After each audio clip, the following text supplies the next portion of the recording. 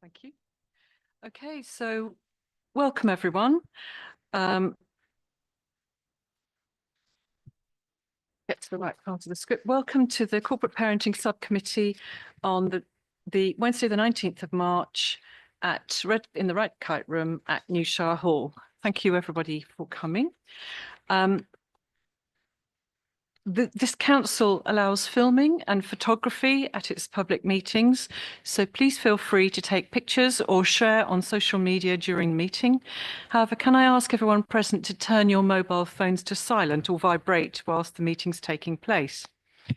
There's no fire alarm scheduled for today, so if the alarm sounds, I will adjourn the meeting and we'll all leave the meeting through the side doors and use the external fire escape to the car park. The script says, if the meeting lasts more than 2 hours, I will adjourn for a short comfort break. I'm aiming to finish within 2 hours because I have another meeting to go to, so we'll all hope to be prompt. We're pleased to welcome Tracy Stevenson, the chair of the Cambridgeshire Foster Carers Association, as an observer. Thank you for coming, Tracy. Always good to have you here. And Tracy's welcome to take part in the debate on all of the officer reports today, but does not have any voting rights. And we have with us Liz Clark, the Service Director for Quality Assurance and Practice Improvement, who is going to give us some words about a member of staff who has sadly passed away. Thank you. Thank you, Chair, and thank you for the opportunity. I would simply like to take the opportunity to honour the memory of Sarah Jane Bedford, who was a member of the Participation Service and Independent Visitor Service, who very sadly died on the 29th of December last year. Sarah Jane would have celebrated 14 years with Cambridgeshire County Council in January of this year, having joined Business Support in January 2011. Sarah Jane became a unit coordinator in April 2017, whilst also working as a relief community support worker in the council. Sarah Jane became our independent visitor coordinator in October 2018, working exclusively with our children in care. Sarah excelled in this role, utilising her gift for making others feel special and supported. She also provided much needed support to the participation team with activities and events where her enthusiasm and warm smile put children and carers at ease. Sarah Jane, known as SJ, was a cherished member of our service, and her absence is felt profoundly by all who had the pleasure of working with her. Her dedication, her kindness and her positive spirit, and her amazing smile leave an indelible mark on our workplace and our lives. Thank you.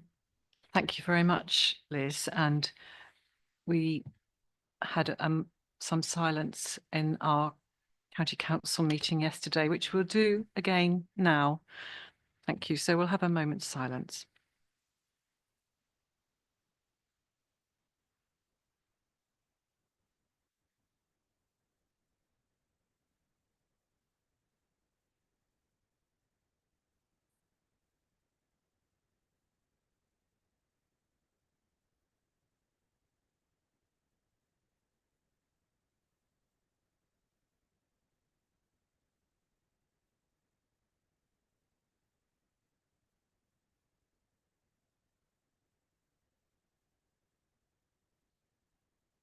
Thank you, members. So moving on to item 1 on our agenda. Item 1 is apologies for absence and declarations of interest. Are there any apologies to report? Apologies received from Councillor Hay. Thank you very much. And does any member wish to declare any Does any member wish to declare any disclosable pecuniary interest or non-statutory disclosable interest? No? Thank you. There's an opportunity for members to make a declaration of any disclosable pecuniary interest or non-statutory disclosable interests at the start of the meeting as part of the formal agenda, or no need if you've already declared these things on your register of interests. So item 2 is the minutes of the meeting on the 13th of November and the minutes action log. So firstly, can we just check whether that is an accurate record of the meeting? I had some small typos in it. Hope you don't mind.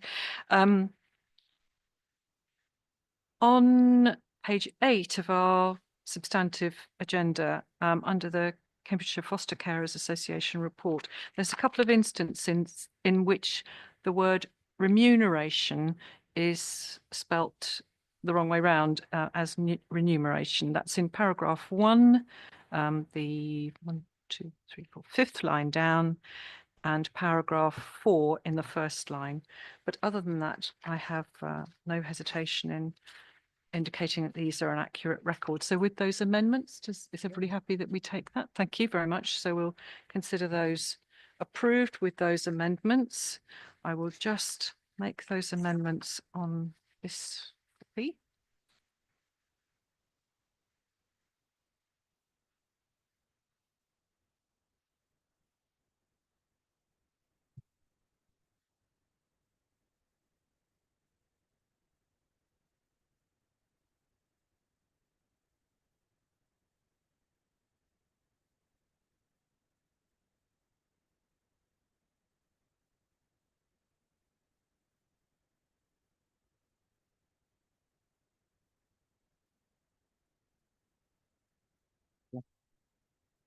Right.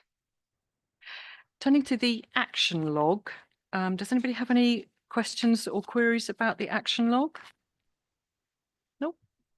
Okay. Just a couple of things. Thank you very much for putting at 127B. Thank you very much. In the current scorecard, we now have the details about staffing, which is helpful and completes our picture of the service. And I understand that at 131 and 133, those briefings were circulated, but can be circulated again if anybody wishes to see them. But all okay. Thank you. Thanks very much. So item 3 is petitions and public questions. None have been received this month, so we'll move on. And item 4 is the annual health report for up to March 2025. And we're joined in the room, thank you very much, by Dr. Mona Aslam, who's the consulting paediatrician, who will briefly introduce the report. Thank you, Dr. Aslam. Thank you, Chair. I'm presenting the report on behalf of my colleague. Sorry, can I just ask that you bring the microphone a little closer? We have the benefit of the air conditioning right behind us, so it's really quite noisy over here. Thank you.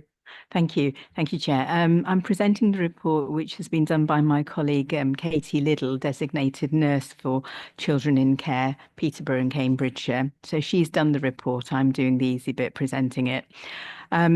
So we started off with the initial health assessments, and the government requirement is that they're done within 20 days of coming into care.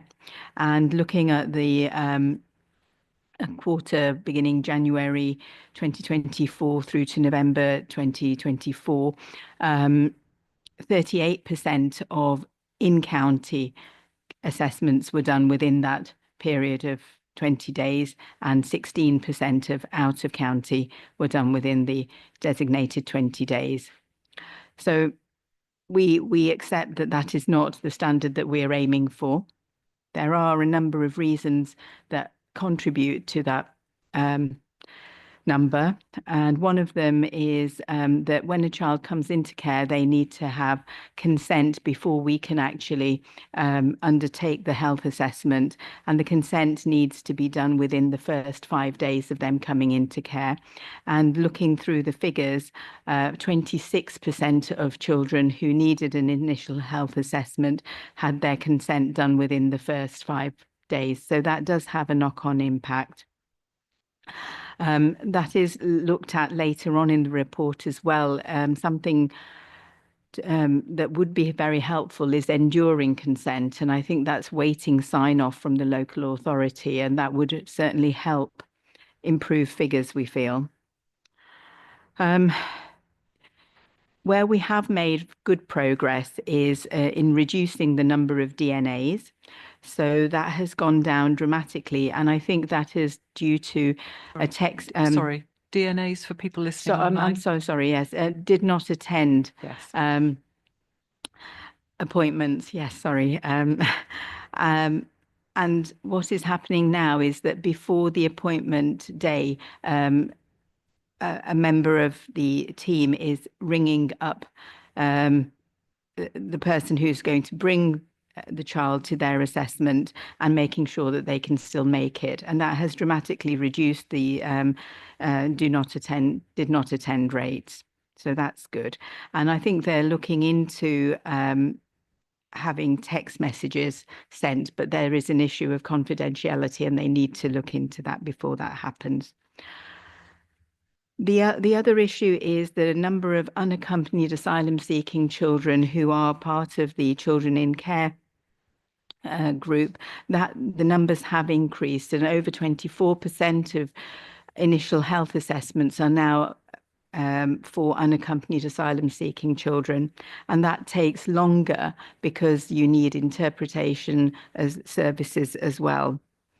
Katie has also done some work on the questionnaires sent to children who are unaccompanied asylum seeking, so that they don't have to repeat their story recurrently during the assessment, and that has helped tremendously. So that is work in progress, and it may be part of the health assessment itself.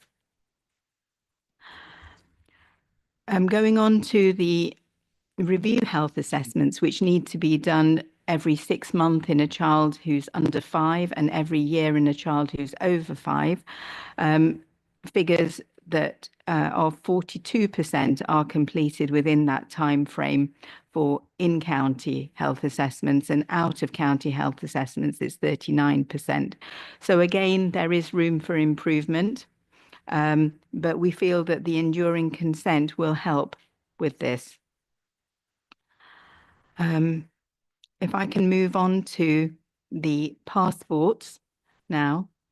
So a child who is leaving care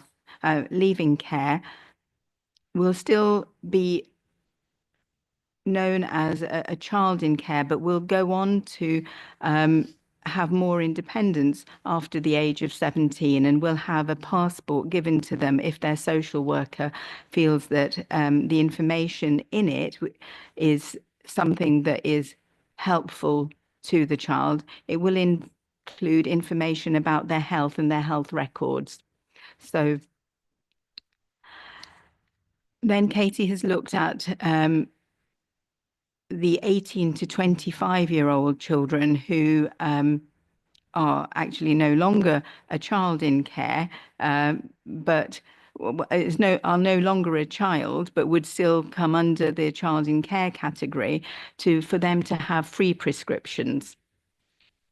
And that is work in progress as well.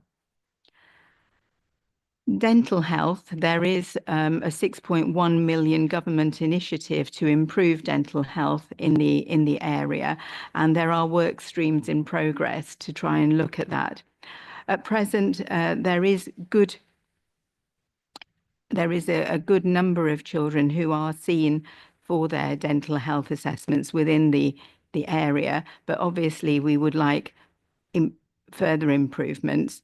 There is a chic dental service whereby dentists who have signed up to see children in care without an appointment or who aren't registered with them are part of a map that is given to foster carers. And 67% of children who are 89% of children in county are seen within the year. So that's good. Katie's looked at the number of children who haven't been seen, and there are more out-of-county children who are not seeing a dentist than in-county children. So I think we are doing better than some counties. In terms of emotional well-being, any child who is a looked after child can be referred by anybody in the health team, their GP, a social worker, to a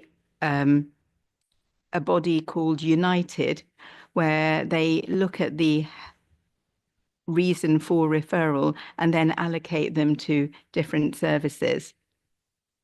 And the number who are being seen quickly has improved. Finally, looking at the SDQs, the strength and difficulties questionnaires, these are done by the carers when they come for their review health assessments.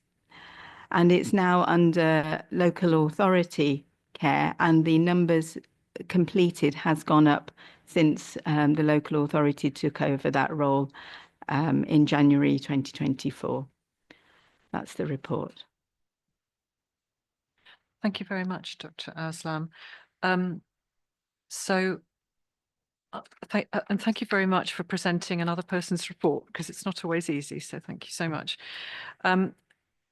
I wanted to pick up on a couple of things. I think I'm really encouraged that so much improvement has been made in the initial healthcare assessments, thinking strategically about how we can secure those IHAs early on.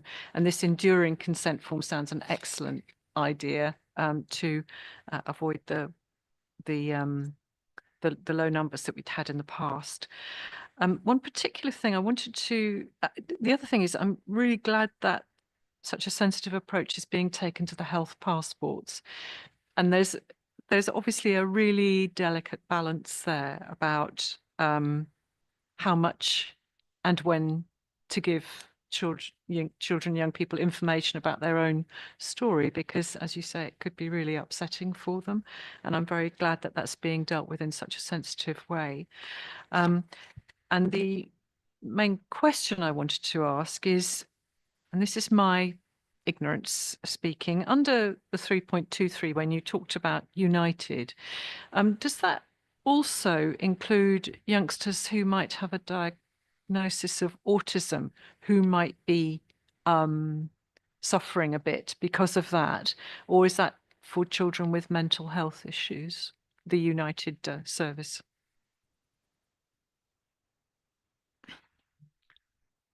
I think it's a little bit difficult with neurodiversity because a lot of the children are assessed initially through schools, and they have an assessment done. Children who may have autism, other neurodiverse conditions such as ADHD, they have a school assessment, and then there are parenting courses that the carers go on depending on what the school findings are. And if then they are still not managing, then some children are referred through to community pediatrics. So that is the normal route for a child who has autism or ADHD. They usually see community pediatrics rather than go through the United route. But it may be that some children are going through to United where they are not thought to have autism, but just have some sort of mental health issue. Thank you very much. Thank you. Other questions from members then? So Councillor Slatter. Well, very much related to that, I'll ask my second question first, and that is that we're very glad that in Cambridge we have the Cambridge ADHD and Autism Centre, and I wanted to just check that your team is aware of them. I think Anna Conway Morris is one of the lead practitioners there. Now, that took a little bit of effort to get it through CQC, which you may have heard felt the ripples of. But I am very concerned that we shouldn't be too well off in Cambridge compared with other parts of the county. And if you think that their particular way of doing things, which I gather is making a big impact on the waiting list and young people being pointed in the right direction, because it's I need to check what their age groups are, but yes, 6 just, oh no, this is an all age one, isn't it? But they start at 6 and they work through schools. And you're nodding, which reassures me that you do know about them. If there were, we need to obviously make sure that all of our children in care know about this, and whether it might even be this is a good place for them. That was one thing that I wouldn't want Cambridge to be too much in a preferential, because they are, I know, keen to share what they've learnt and make sure everybody gets that prompt and appropriate service. The other one was about 3.9, and that's the UASC assessments taking longer. Now, these can skew our statistics, something horrible. I think there is a case for maybe even fishing those out, so you've got a little asterisk and footnote next time, because they shouldn't be closed down too soon, and I'm sure you don't, just to get the statistics right. But I think we would want as councillors to say, take as long as it takes, but as long as you started the process. But obviously language and culture and trauma make a tremendous difference, and it will take longer to do that for those young people. So this is really just saying, if it takes longer and it means that we don't quite hit a target, then. You mean the assessment interview? Oh yes, sorry, this was in 3.9. Yeah. Yes, it was the initial one, but it's the statistic does say when it's complete, as opposed to just made a good start. And I just wanted us to be sensitive, and us to support you in that, that we don't worry too much if it's still, on the go, which I'm sure it must take weeks sometimes for these young people to actually say what they need to say to the right people. Thank you. Councillor Bulat, did you have any thoughts, questions on that? Yes, I was very encouraged about regarding the work on unaccompanied asylum-seeking children, and yeah, I was wondering to what extent we're working with our specific WASC team in the county, especially in shaping this work going forward. And I noted in 3.9 there's a mention of a pilot, so I was wondering what's the time frame to roll it out across Cambridgeshire. I think it was said that. It was in Peterborough first, so I was wondering when we have the pilot being implemented, and what is the experience so far. I think, as highlighted, 24% being from unaccompanied asylum-seeking children. There's clearly a need for more resource in this, and I was encouraged by the work on this aspect. Thank you. Able to throw any light on that? Thank you. So I don't know exactly what questions Katie has been, put forward before they're seen for their health assessments, but we're thinking of putting those questions as a matter of routine to the children, the unaccompanied asylum-seeking children, so that can be incorporated in the health assessment itself. So I'm sorry, I don't have the details of which questions are being asked. I do know that there is some work being done by a psychiatrist, Veronica, who is looking at building up a resource base really for children in the county who are unaccompanied asylum-seeking children. She's doing some fact-finding and some workshops to see what things are available to these children, so that they can, integrate better into the surroundings. Very much. Tracy, did you have any questions? Okay, thank you. Right, so thank you very much indeed, Dr. Aslan, for answering our questions. And we've been asked to note the report and raise any questions with lead officers, which is what we've done. So thank you very much, members.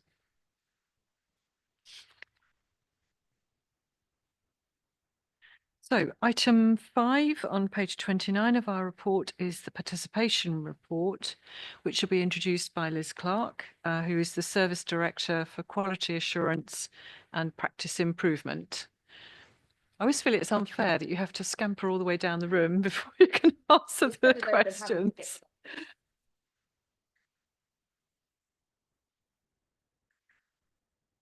Good afternoon.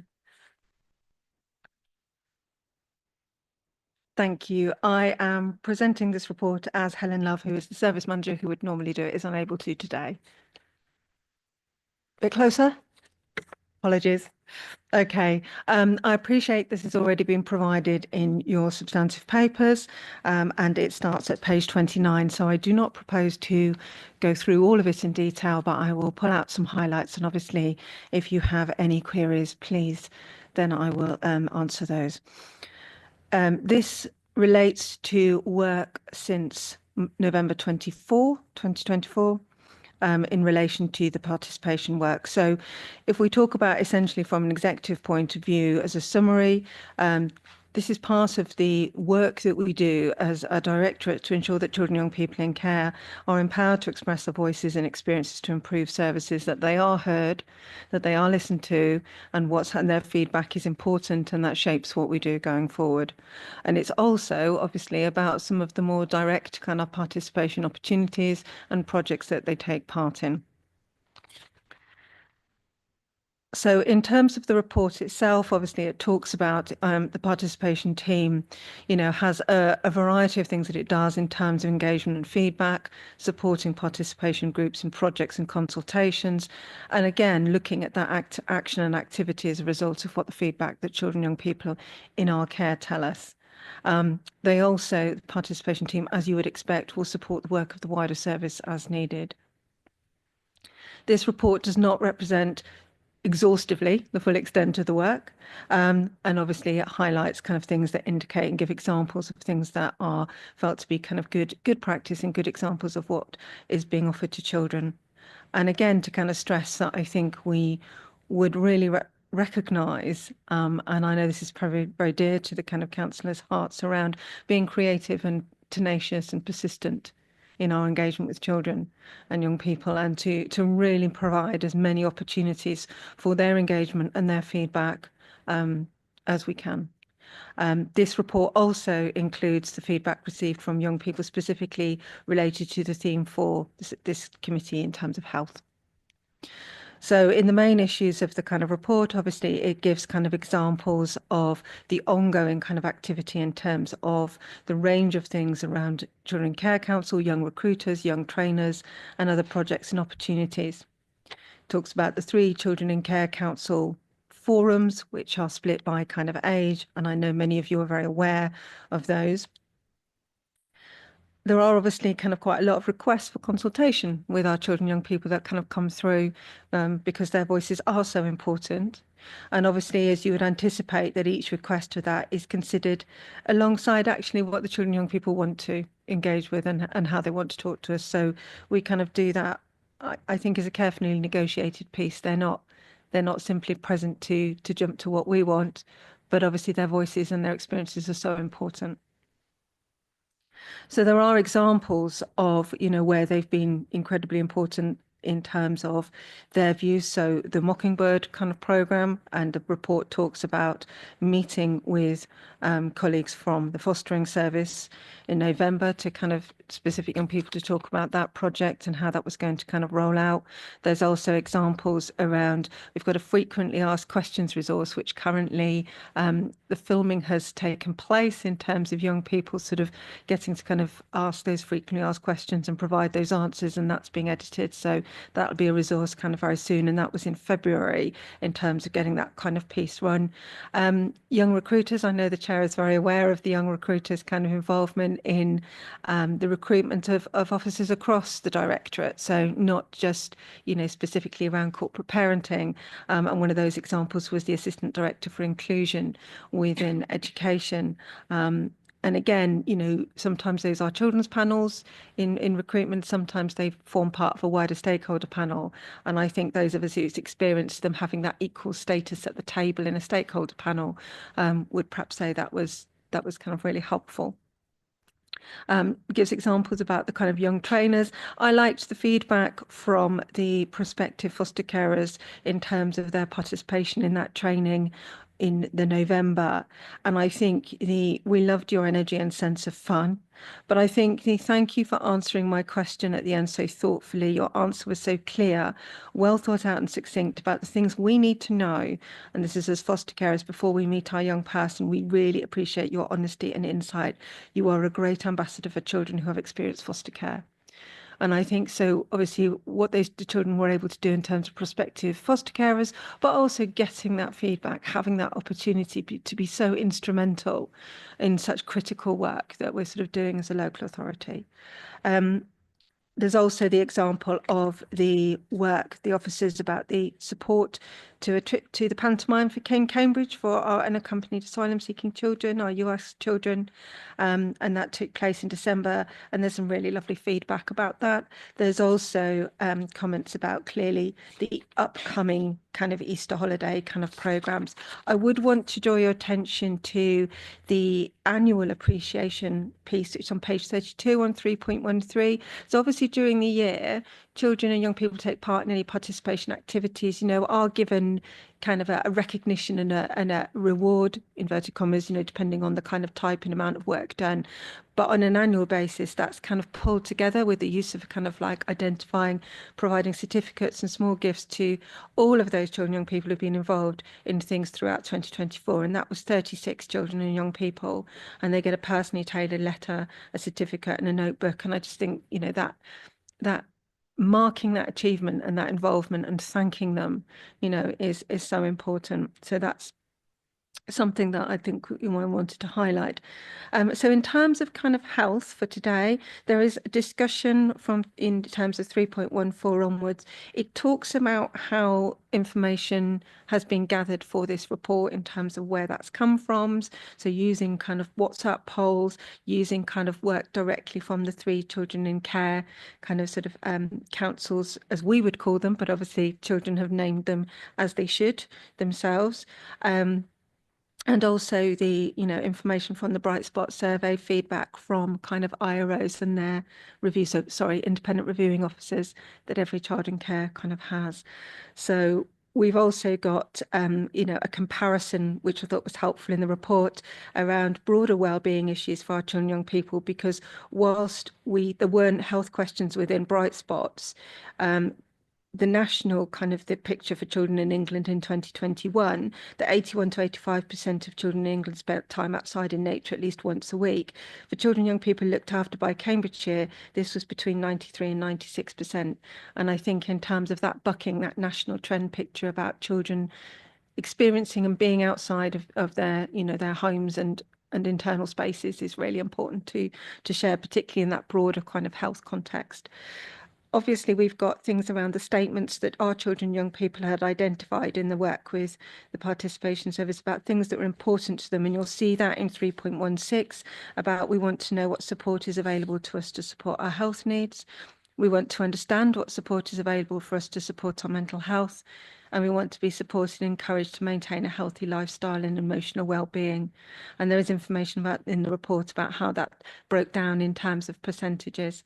But obviously those were the 3 kind of sort of key statements. It also lists things around some additional responses to questions in the Care Leaver WhatsApp group. And although that is, again, we have to be careful about the generalization when we have a small cohort of respondents, it is still important to be kind of clear about kind of what that has told us or doesn't tell us in terms of asking, interrogating things further within the service. I think it's always really important to say that what these surveys tell us isn't so much an unequivocal statement, is about how that may help us indicate what else we want to understand and seek further information on. But it is important to record what we have found. And I also thought it was worth kind of talking about under 3.18, the additional questions and feedback on the topic of health, because I think that, those questions, particularly around mental health and emotional health, are really important. So about who's responsible if a child reaches crisis point but their social worker is unavailable, and that's, something for us to be very clear about and how we talk to our children. But I think, again, as we would know and quite often see, things around kind of the waiting times for child and adolescent mental health services. And there is quite a telling and strong observation about how they felt about, whoever had responded, how they'd felt about the staff in that comment about people potentially being condescending, in terms of those when they need to see them at the point they need them the most. And again, that comment about you shouldn't take reaching crisis point to get help for mental health issues. And I think, we need to hear that for all of our children, young people in Children and Families Directorate, but absolutely very much for the children who we are the corporate parent for and we are responsible for. So there is a recognition that this was discussed at the Young People's Corporate Parenting meeting in February. There is also, and we did have guests at that meeting from the Child and Adolescent Mental Health Services and the US team. There is a recognition that perhaps that meeting wasn't able to be as rich as it would have liked to have done because of some technical issues. And we still need to kind of think about, whilst we've shared the feedback, how we can kind of still return to and go back to those things that we perhaps didn't have the opportunity to explore as fully because of things that were perhaps slightly beyond the control, but there is apologies for that curtailing the meeting. Thank you very much, Liz. Very comprehensive summary for us. And just taking the last point first, I thought it was a great shame that we had such technical difficulties.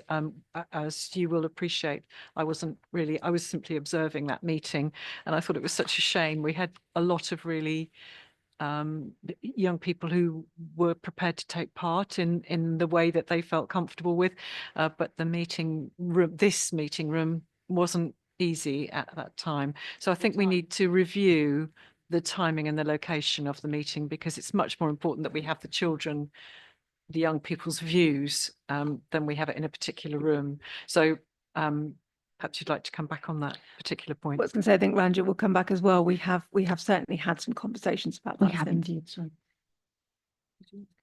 Thank you, Chair. Yes, we did have a number of conversations after that meeting, and young people have been given opportunity to speak to individuals in the Child and Adolescent Mental Health Service to address some specific issues that they had raised, but equally it's an ongoing piece of work that we're taking forward as a service, because it's really important that our Child and Adolescent Mental Health Service work in partnership with us. And there's been some real strides, and we're going to hear more from colleagues that are in the room today on their presentation about the great work that's been done. But young people will be given another opportunity to readdress some of the questions that they might have posed that we couldn't necessarily complete on the day because of the technical issues. So it's very high on the agenda, and I think it was really positive in the sense it's the first time in a very long time that our Child and Adolescent Mental Health Service joined us and were able to be present to answer the questions that the children have posed.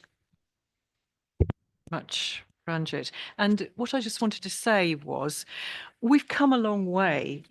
We've come from a position where we didn't have young people involved in our corporate parenting subcommittee meetings really very much, to a situation where they've snaffled one of our meetings and are having it for themselves. And that's great, because that's much the more important thing. And, what is so important is that we're giving the young people the opportunity to be heard, to have their views on these things brought before us, and so that we can really hear what they're up to. And just on a personal point, I've been involved in, and others on the committee have been involved in various events, and I've been delighted to be involved in those. The Children in Care Awards, the Foster Carer Awards, which have been lovely to thank our foster carers.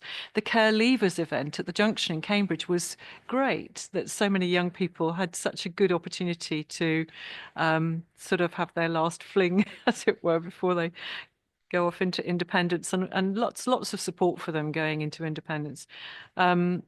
And also, I was delighted to just deliver some very informal chairing skills training to some of the young people who might then be able to chair meetings in future, which is, or co-chair as they wish. So I've been delighted that the young people have been involved much more in these meetings, because, we can only make our recommendations to the Children and Young People's Committee, but with the weight of information from our young people, it carries so much more impact when we have their views too. So, other members, did you want to speak? Councillor Smith. Particularly on that point and the difficulties we had with AIT, I'm not going to be coming forward anymore with as a county councillor, but I would like to suggest that in future members of this committee or of its parent committee might like to, actually make sure of the policy on this.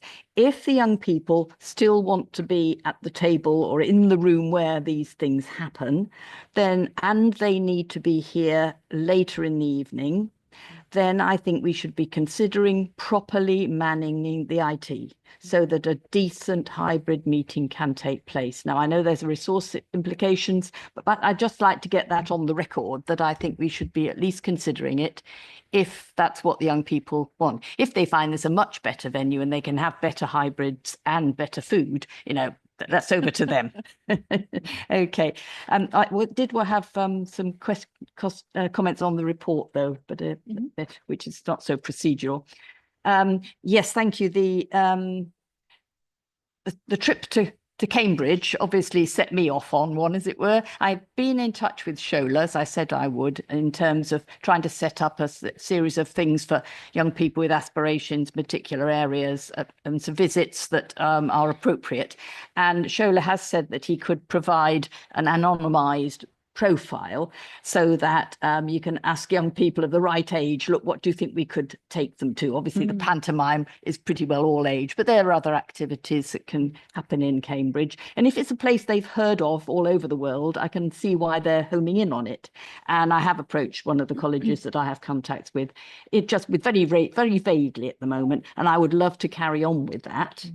And I think it probably, and this is where I like Tracy's line on this, this probably is a group that are different to our other children in care. And if we do lay this on for them, we're going to be laying it on in a particular way, because these are young people in a whole different world, not just their own individual world has been turned upside down, but they are in a whole new world and do need extra help in a particular way. I wouldn't like to think, though, we were neglecting our, the rest of them, and if there were things we should lay on and there are contacts we need to make, I'd be happy to be contacted by Tracy to say, do we know anybody who can help with this, that or the other, and the general foster friendly businesses and so on, I hope would cope with that.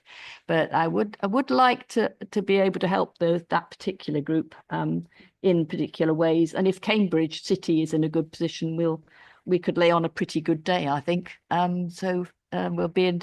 But is it okay that I carry on in touch with Ashola? Is that you can allow him, even if I'm not a proper kosher counsellor? Right. Thank you. That was all. Other than just say it's obviously there's some really good stuff in this report, and thank you to you and Helen for it. And I think Ranjit, you'd like to come back in on that. Thank you. Thank you, Councillor Slatter. Just to add that the venue will be changing and the young people have expressed a wish, and I think our participation team will be identifying a venue in Cambridge City very soon. So we will make sure that you're notified for the young people's meeting. Yes, about moving forward, it will be moving away from this environment, hopefully in Cambridge City in a location that they feel more comfortable with. Thank you very much. We hasten to add the reason we had it here was because they asked to be here. So, we weren't just sort of saying, oh, you've got to come where we come. So anyway, right, that's great. The other thing I wanted to highlight was that we had at the young people's meeting a presentation about the unaccompanied asylum seeking young people who had a special visit to Cambridge and the Department of Engineering and all, Fitzwilliam Museum and all sorts of interesting things, which I think they enjoyed very much. So well done to the participation team. Thank you very much, Liz, for presenting the report. Thank you. Thank you. Right. So we've been asked to note the report and raise any queries with lead officers, which we've done. So thank you very much. So item 6 is the corporate parenting performance report. And Ranjit Chambers is the Service Director for Fostering, Adoption and Corporate Parenting, and will briefly introduce the report, and I think will give us some updates on some of the numbers. Thank you, Thank you. Councillor Bradman. Thank you. So I'm just going to go through the key headlines of the corporate parenting scorecard.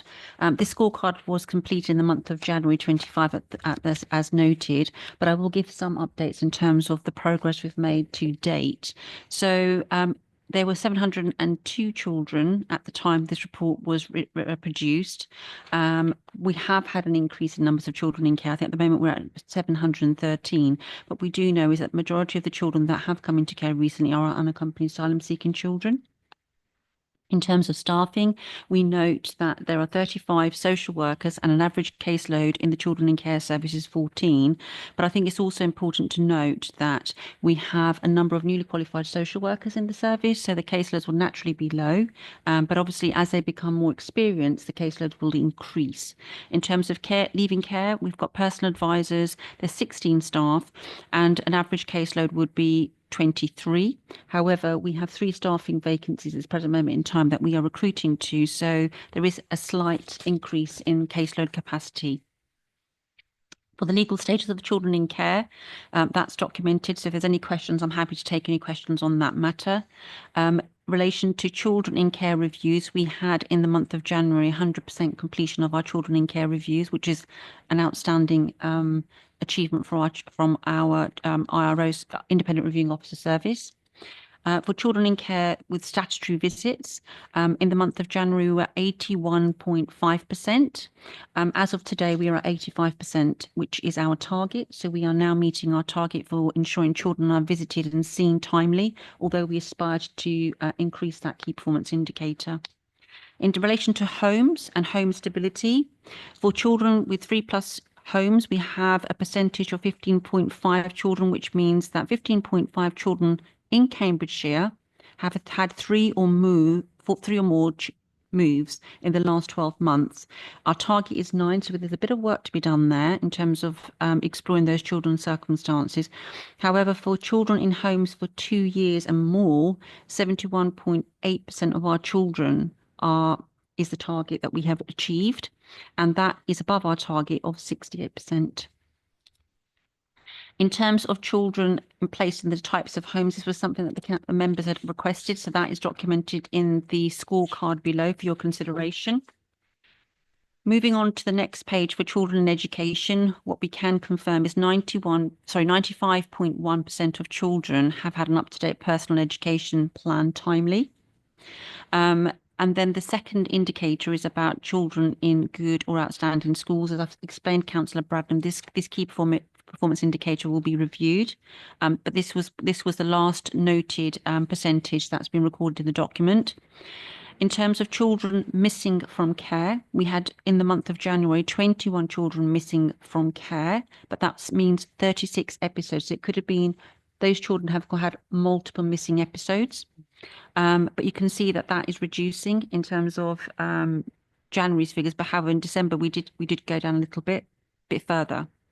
For health assessments, I'm going to refer you to the percentage that we had, which was 25.2% of our children had an up-to-date initial health assessment.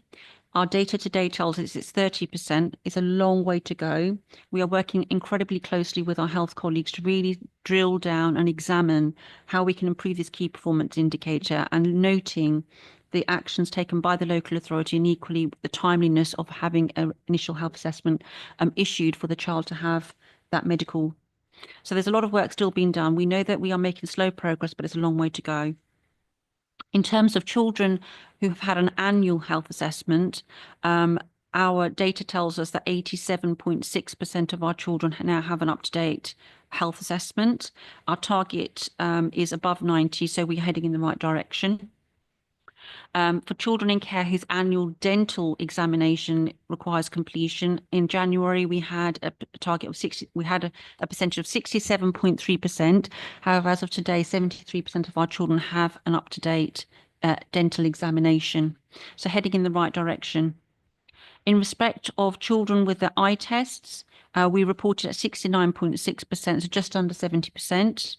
Children in care who have an up-to-date immunisation, in January it was 80.9%. We are now 81%. But again, we know that we believe that the data may require some further examination. So we're working closely with our health colleagues to really drill down into that last 19%. With regards to adoption, 25.1% of our children, 21.5% of, sorry, adoption, 21.5% of children leaving care who are adopted. Again, that target is above, to be above 18. So we're slightly above target. We've got 25.1%. The timeliness of adoption process, the time for to reach the placement, we are at 465 days. Our target is below 426 days. So this is a key performance indicator that can prove to be difficult because transitioning children from foster placement to adoption, sometimes there's some complicated factors and it can take a bit of time. With regards to care leavers, we have 83.5% of our children who have an up-to-date pathway plan. I think that key performance indicator has further improved. I think it's around 85%, but I haven't been able to confirm that, but I will come back to you on that. With regards to our strength and difficulty questionnaire, 52.5% of our children had an up-to-date strength and difficulty questionnaire completed in the month of January. We are now at 73%. So again, heading in the right direction, but there's still more work to be done. Well, happy to take any questions. Thank you very much, Ranjit, for those updates. So actually that one about the care leavers who have a pathway plan in place, I was going to ask about that, and it's the one that you didn't have the data for, so don't worry, that's just coincident that I was going to ask you whether that has changed in March, but I'm sure we can take some data from that later by email. Members, does anybody have any questions on the scorecard? Yes, Councillor Boulat. Thank you, Chair. Very good news on the strengths and difficulties questionnaire. I wonder what made it increase so much in the last month as opposed to previous ones, because I can see the previous month was pretty similar, around 50%. So it's really great that you increased by almost 20% in terms of response rates. Thank you, Councillor Boulet. So we have been doing a lot of deep diving. Recently, we have created a pivotal table which sets out all children in care across the service, and we've been able to drill down into each of the teams to really sort of make sure that the social workers and the managers have that up-to-date information at their fingertips, so we can really delve deep into those children that haven't had an assessment, and we can drive that. So there's been a real push over the last few months, and it's becoming fruitful, and we're actually achieving good outcomes. So every month that pivotal table is circulated to managers, heads of service across the service to really delve deep and drive that key performance indicators in those areas that require improvement. No. You didn't have any questions. Okay. So what I just wanted to thank the service because just the very first piece of data that you gave us, that instead of having 702 children in our care in January, we've now got 713, and the large proportion of that increase has been unaccompanied asylum-seeking children. And what I'm mindful of is the circumstances in which those children come to us puts an even bigger workload on our staff to act promptly, quickly, and to handle the particular traumas that those children may have undergone. And that links back into the report that Liz Clark gave us earlier on about the sensitive and careful handling of children who might have been traumatized by their journey here or by anything else that's happened to them before. So thank you to the staff for responding, and thank you for managing to achieve these improvements in what has proved to be a very previously quite an intransigent set of data. So thank you so much. And thank you also for getting the scorecard back in its original format. We've been asking for that for some time, so that's great. And I appreciate it's probably a horribly complex thing to bring together, but it does actually help focus our minds wonderfully. So thank you so much. Okay, right, if there's no further questions on that, then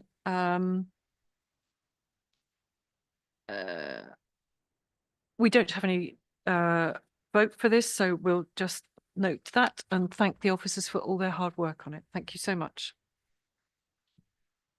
So item 7 is the Cambridgeshire Foster Carers Association report, which is produced in collaboration with the Head of Service for Fostering, Steve Crossman. So I'll first ask Steve to present the report, and then I'll invite Tracy if you've got any further comments. Thank you. Thank you, Steve. Okay. Good afternoon. Previously in reporting to the subcommittee on the foster carers report, there have been various helpful ways in which to do that. I can read through each paragraph if helpful, acknowledging the key and most salient points and then responding to that if that would be helpful. I acknowledge that the committee will have had the report beforehand and you will not want a verbatim answer to each matter. I'm sure you'll present it in the way that feels most comfortable to you, which is absolutely fine. Thank you. Okay. So as has been with previous reports, myself and Tracy have worked together to put this report together. The way that the report is put together is effectively that the CFCA provide a number of topics that they wish for the service to respond to in compiling this report and putting it before this committee. The first matter, please forgive my laptop appears to be having a moment, that the CFCA required a response to was the matter of children's transport. Now, the committee will be aware that this has been a contentious matter for some time. It is not through will of trying that we have tried to seek a resolution to this matter, and we understand, and I'm not sure sympathise is the correct tone. Empathise is probably more appropriate with the plight of carers, especially around the months of September, as new transport arrangements are established. There has been numerous attempts in order to resolve some of these challenges, some of which are compounded by quite complicated procurement arrangements between both the Transport Service and Cambridgeshire County Council and their providers, which has made it very difficult to resolve these challenges. I think one of the challenges that the CFCA really wanted the service to understand is the pressure and attitude of some of the social workers that was put upon foster carers when there are real difficulties around contact and transport, sorry. This is in the month of September feels a melting pot of challenges that come together every year. For foster carers, they often may have their own children who they are attempting to support into the school week. The child protection teams within Cambridgeshire, we know, are at a very high capacity and working very hard and struggle to find the capacity also to support with transport arrangements. And what tends to happen is that there is a multiple solutions all at once, with some fostering social workers supporting transport, some children's social workers supporting transport, foster carers being very gracious in supporting the topic of transport as well. I cannot stand or sit before this committee today to say that we have resolved these challenges, only that we continue to do so. That Ranjit, as Director of Corporate Parenting, Fostering and Adoption, continues to invite myself and chair meetings with the head of transport in order to work through these challenges. We have also done a bit of bespoke work around how we are supporting children who have perhaps the most significant need, who have quite complex disabilities, and ensuring those journeys are safe. And that matter is subject to the Strategic Transport Board as well, to seek to work through some of those challenges. So what I will say is that this is not a closed chapter, that we continue to seek to improve the situation for carers and for children as well. On the matter of child-centred school changes, we acknowledge the continuing feedback from the CFCA that they don't feel that the tension is particularly right as to whether or not children should or should not have school changes. We know that in the previous meeting, Claire Hines, as the head of the virtual school, was present and defended her department's decision to support children very often remaining in the schools that they are currently within. We recognise that this is it is a tension. There is no right or wrong answer for all children, that each child deserves to be considered as an individual and have unique decisions made upon for them. Before the meeting, myself and Tracy were working for a mobile phone policy, and it occurs to me further that ultimately there needs to be a greater sense of issues resolution, so that when foster carers are concerned that the right decision hasn't been made for that child, that they have the opportunity to be reconsidered, likely by the child's team manager as well. So that will be taken outside of this meeting. I am aware that Liz Clark has just presented on the participation strategies for children. The CFCA have provided concerns that there are not quite localised and well varied activities for children within the participation service. Having spoken to the two key participation workers on this matter, I know that they are always very keen to expand the opportunities available to children within Cambridgeshire, whether you're in an independent agency or within a public, within local authority care. This morning we had a participation meeting where we were looking at the various opportunities, and the feedback was again provided in that meeting that it would be helpful to have more activities for a range of children, but also within the Cambridgeshire border. And also making sure that any children within independent provision is able to access the same opportunities as those within local authority care. And I know that they will continue to consider that. Staying put in Cambridgeshire has been a real journey. And when this matter became at the attention of the subcommittee, we were in a very different place to where we are now. Cambridgeshire has a permanent service manager in Leaving Care called Nikki Hanks, who is very keen to both improve the experience for carers and for young people to becoming adults under staying put arrangements. We have a well progressing group around how we're improving staying put within Cambridgeshire, which has ultimately come to a place of support of having feedback from foster carers in reviewing the staying put license, but also very importantly how we address issues when they arise, because they are usually highly complex issues. A number of carers have toiled with the universal credit challenge, that when a young person becomes 18, their access to that, and making sure that the carer is not financially disadvantaged whilst they await for that payment to come in. And what we are trying to do is ensure that carers understand that there is a good, strong resolution pathway, that if they have a problem, we have a problem together, because actually what we ultimately want is for these young people to enjoy stability in the home that they've grown up in. We, myself and the Vice Chair of the CFCA, along with Nikki Hanks, have met roughly monthly and occasionally 2 monthly to progress through some of these challenges, and there has been an improvement in a number of them. What we will be setting up very briefly is a support group for carers that are offering staying put, but also a key point of contact, and that contact will be responsible for calling every single carer that is offering staying put and just touching base and making sure that things are okay, which enables us to address issues before they become significant challenges.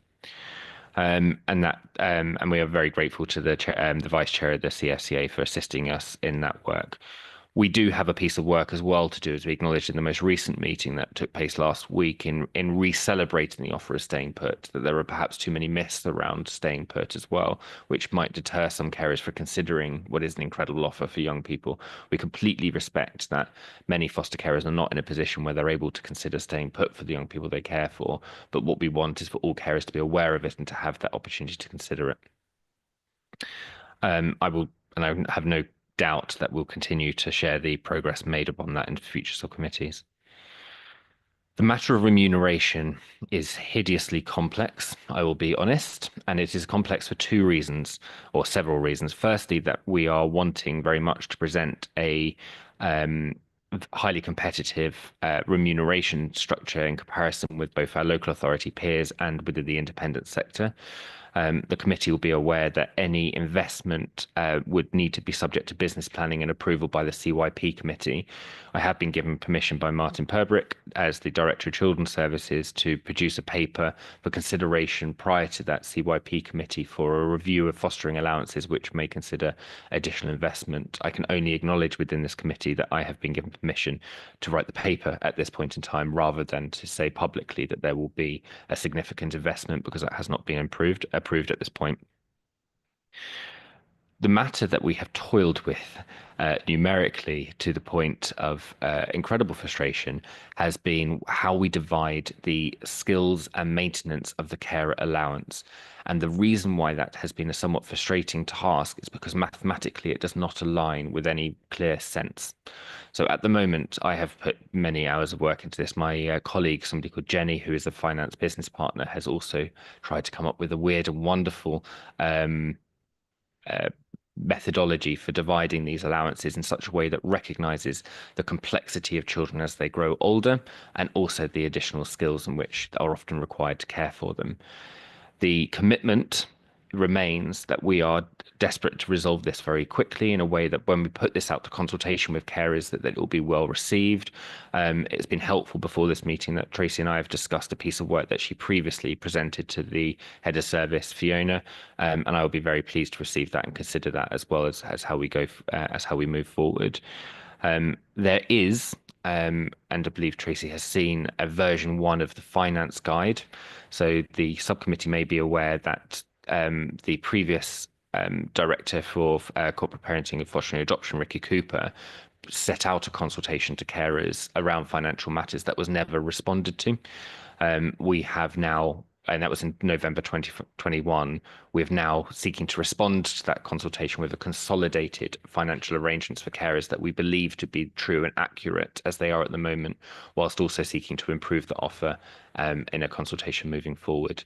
So that will be sent out to carers within the next 4 weeks. And will be reported back to. There is some work for myself and Tracy to be done to make sure that that message lands well and is valued by carers, because we know this is a sensitive topic. The CFCA have also acknowledged there have been some delays with matters such as supporting carers to attain special guardianship orders for the children they care for.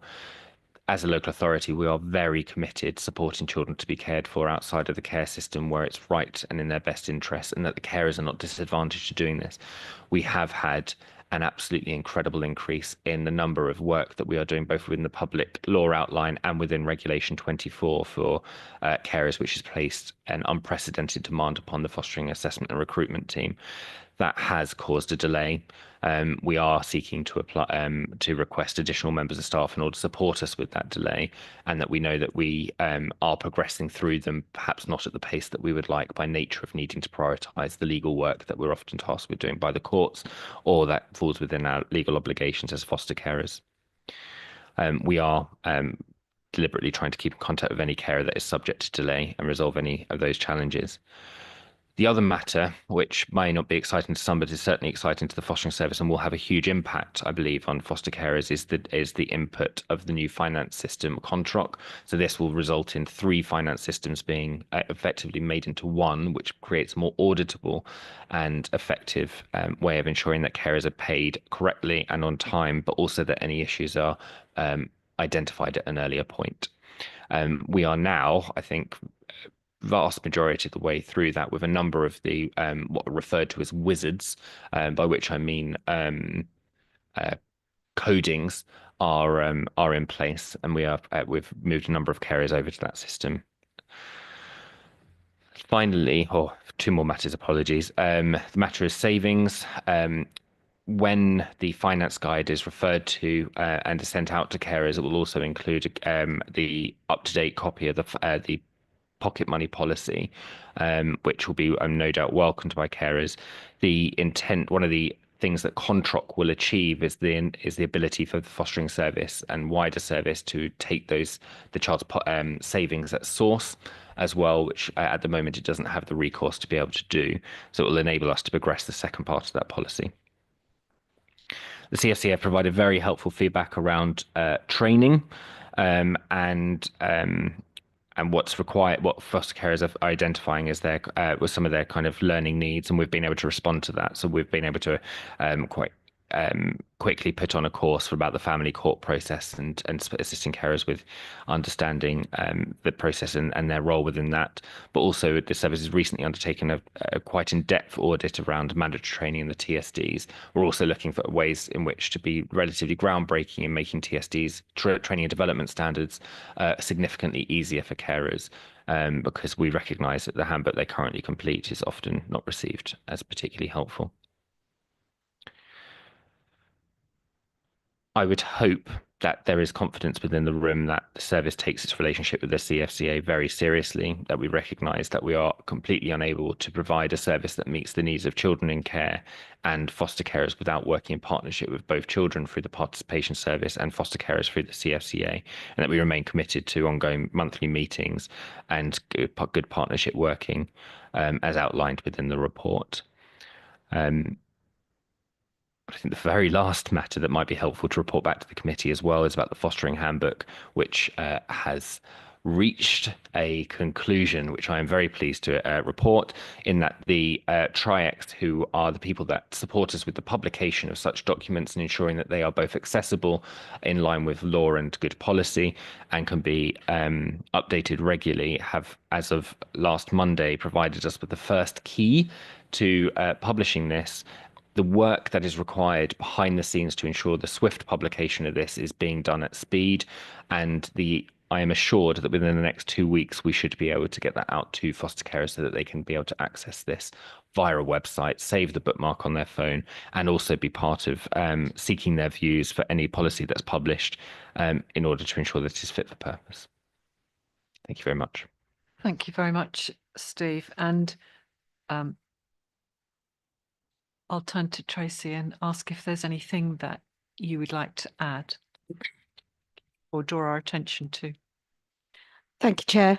I mean, just a couple of things, really. As far as the transport policy, there's been quite a lot of discussion within the CFCA as to how this could be addressed more creatively.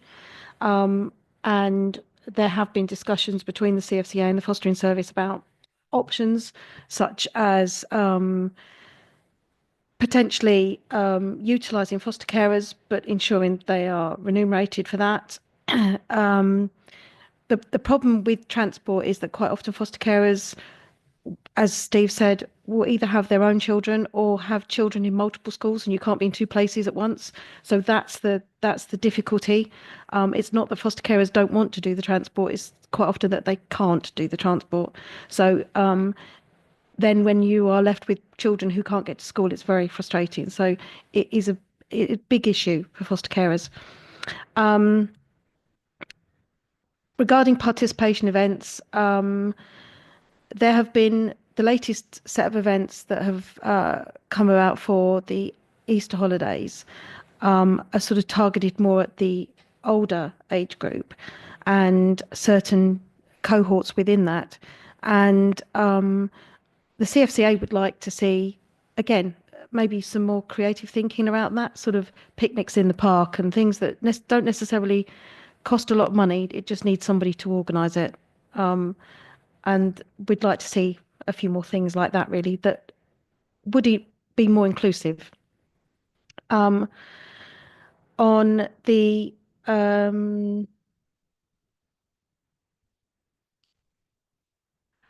the difficulties with the finance system, I think the subcommittee is well aware of the issues with foster carers wanting the service to meet the National Minimum Standards guidelines, which is that the fee should be separated into the child element and the fee element for the foster carer.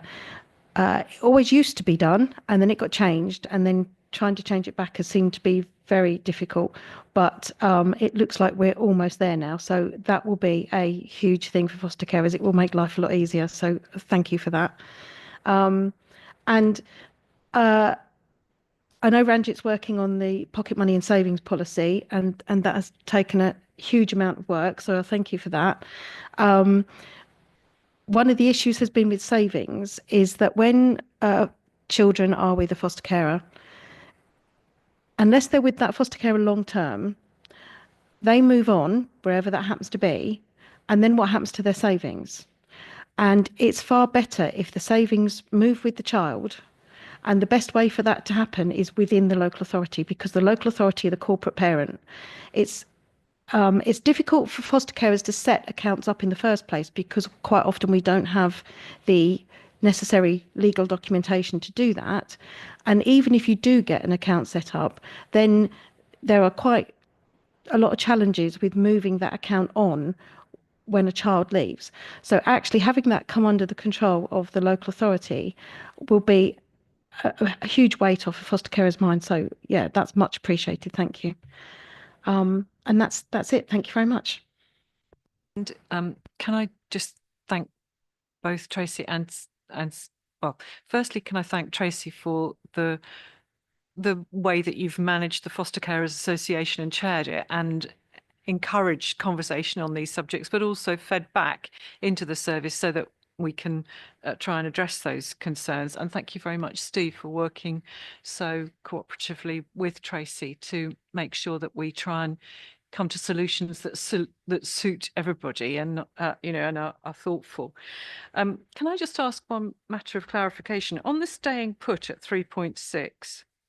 It says foster carers have raised that there continue to be challenges with children being allocated personal advisors at a late stage of their childhood, which can cause disruption. So later on, so just can I get a feeling for what is it early in their being in care, or is it early on in their age, or both? It is a mix of different challenges. So the intent is to ensure that from the age of emerging 16, that every young person should really understand what plans are in place for them so that they can feel confident. For many young people, this also falls at perhaps one of the most stressful times of their childhood as they prepare for their GCSEs. So there is a tension that we have to apply with every single child, which you'd hope, we'd recognize every single child as an individual.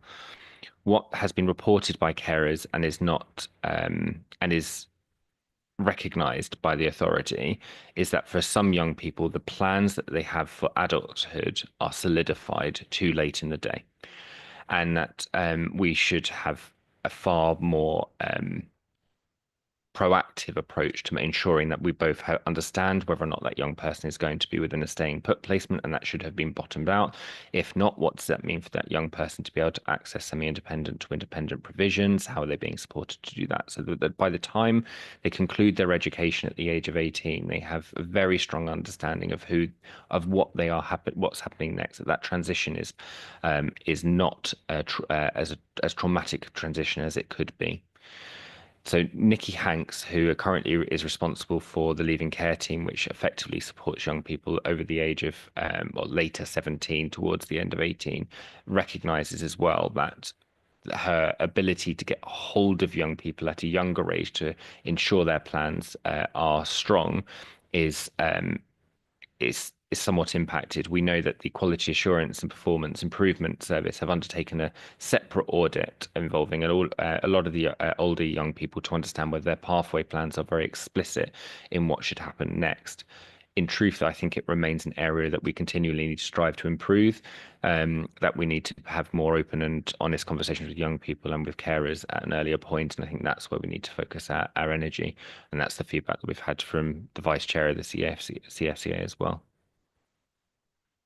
My observation is that lots of children, whether they're in care or not, don't know what they want to do as they get older, and so that must be very difficult to pin down. But yes, certainly a clear, at least having had that conversation, early on, so that they're thinking about it. And after all, that's what parents do, isn't it? So that's what we're there for. So thank you very much for the work that you're doing on that. Were there any other questions to Steve? To Tracy, yeah, yes, do. It's a fairly quick one. Follow up on your comment about Easter holidays and other holidays, presumably, and there being some good stuff for older children, but not necessarily younger ones. Now, I was thinking straight away, well, there are things put on by district councils for families generally, and obviously you join in on those when they exist. Is there scope perhaps for some cooperation between our participation service and the district councils to help co-fund things or cooperate on things, co-produce them even? Or do you think there's a need for something separate for the children in your care? I think it could be either, both, because not the participation team are one team with a small budget. They're not going to be able to put on events that cover everything that every child in care wants to do. So any access to things that would widen those opportunities would be a good thing. However, there are also difficulties with needing the right people around the children in those bigger environments, maybe, to ensure that they don't get lost, they don't get bullied, they don't get left out. So I think there's an opportunity for both for participation in district to work more together, but also we need to make sure there are events just for our children in care. So would it be an issue to hope that the district councils, when they're putting on things like that, are bearing in mind the foster friendly sort of aspect? I mean, we ask businesses to sign up to something like that, but one would assume that district councils with their associated well-trained officers would know all about that. I mean, I only know about the city council team, and they seem to be well up on that sort of thing. And it's appropriate in some settings and not in others. But so you value having some separate, but it's recognised that you can't lay it on for everybody all over the county. It's tricky, isn't it? Right. The other thing, if you don't mind educating me at this last stage, the remuneration, when you say the separation, am I understanding it correctly that there are things that you have put in a lot of effort to be trained in and should be associated in the remuneration you get as an individual? And then there are things that a particular child will need you to be able to deliver, and will just be more wear and tear or more effort, and that needs to be recognised. Am I right in thinking that's the sort of two? So you could have a different child and not get that remuneration, but obviously you would keep the remuneration that goes with you personally. Is that right? I think that question ought to be directed Or I to was- well- Steve, actually. Sorry, in the first instance. But Each fostering agency will approach this matter slightly differently. So within some independent fostering agencies, you will be provided with an allowance that is based upon the age of a child, and then they will define within that. So if we might say that is £400, because that's a nice round number, just to make one up. So they may decide that £200 of that allowance per week is for the carer, £200 of that money per week is for the child, and meeting their needs and everything along those lines. Then in other sectors, you may have an increased allowance depending upon the needs of the child. For example, if that child was at home during because they weren't in education at that time, that child is going to require additional support in order to look after and ensure they feel stable, so that they are remunerated for that. Within Cambridgeshire, we have a very different system. We have a skills-based system of consisting of effectively of 5 skills, but really 4. So level 1 tends to be you are what's referred to often as a Regulation 24 foster carer. This is a carer who has not been fully approved by the authority, who is undergoing an assessment, and we provide an allowance in order to maintain that child. This is the lowest level of payment at that point in time. Levels 2, 3, and 4, in particular, are achieved through something called a skills matrix. You undertake a certain element of training, a certain level of experience, a certain you have a particular approach to working with the authority. To be a level 4 carer, you may mentor other foster carers, you may be an ambassador. So you progress through this. Now, if the authority, for example, was to dispense with the skills level approach to remunerating carers, then it would have to be done utterly in consultation with carers. For other carers at the same time are not interested in the skills level of progression. They would like a level of financial remuneration based upon the child's needs within their care. So it is sensitive, but in essence, what should be devised, what the authority should be able to evidence is this portion of your allowance is yours. This is what you are effectively horrible, not a proper word to use, but paid in order to care for the child, and you can protect this. The other element of the allowance may be for feeding the child, bills, the clothing, and everything along those lines. Where the complexity exists is that a level 1 allowance, which in other authorities may be used to suggest what the entitlement is for the child, does not mathematically add up to what the payment for the carer should be. And a silly example of that might be that if we were to apply a particular formula, you would be paid more as the carer to look after a young child than for a much older and complex child, so that the carers will inevitably feedback that that is not equitable and nor appropriate for us to implement. So I hope that answers your question, Councillor Slatter. Brings me on to the question I was going to ask you, which is how much of this is done in each individual authority? So this massive duplication of effort, because I'm reminded of the education system where you get qualifications and they go with the person, but then you get different schools and different academies offering different offers, as it were. And we are obviously wanting to have our offer, as you said very early on, competitive with the agencies. I mean, it would take a central government legislation to bring it in line, I realise, but you must, as a professional, be talking a lot to other officers in other authorities and may have brought other ideas from other authorities. I'm baffled as to why it's not more uniform, to be honest. So there is a national minimum fostering payment, but actually that is below, quite considerably below in some areas, what we would offer our foster carers in recognition of the hard work and the cost it incurs to care for a child.